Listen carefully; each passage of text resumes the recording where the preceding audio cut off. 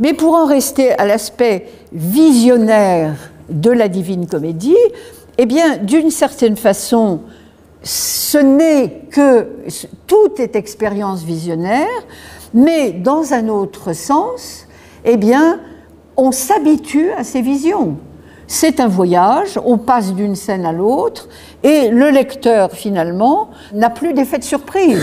Il n'a d'effet de surprise que parce qu'il découvre des horreurs de plus en plus terribles, ou bien des scènes paradisiaques auxquelles il ne s'attendait pas.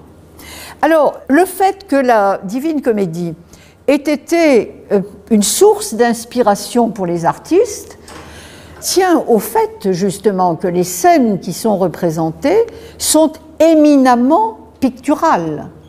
Il y a une qualité picturale, je dirais, chez Dante, qui fait que la transposition iconographique n'est pas très difficile. 3 très grands artistes ont illustré intégralement la Divine Comédie. Le premier, c'est Botticelli, et ça, c'est une des peintures, parce que la plupart des illustrations sont des dessins au trait. Ça, c'est une peinture de Botticelli qui représente l'enfer.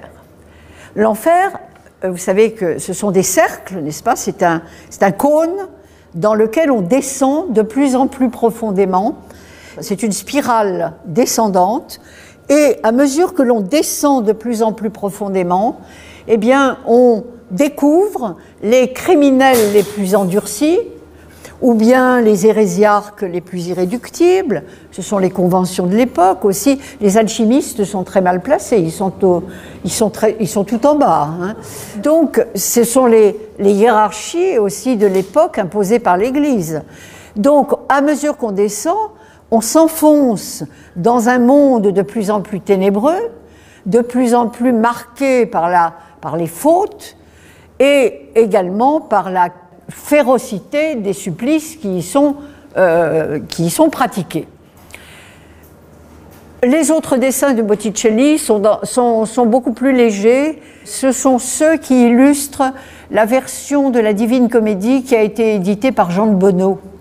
C'est un vieil éditeur, je crois qu'il n'existe plus aujourd'hui, mais il a le mérite d'avoir ressorti les vieux dessins de Botticelli. Le deuxième illustrateur, c'est William Blake, et là vous avez une représentation de l'enfer. Vous voyez ce mouvement tourbillonnant vers le bas qui entraîne des êtres. Vous voyez, ils sont pris dans le mouvement qui les entraîne vers le bas, qui les tire vers le bas. La Divine Comédie est-elle une œuvre d'art ? Nous sommes là confrontés, oui, bien sûr, c'est une œuvre littéraire, mais en même temps, le message qu'elle véhicule n'est pas strictement littéraire. Ça n'est pas purement formel, purement esthétique.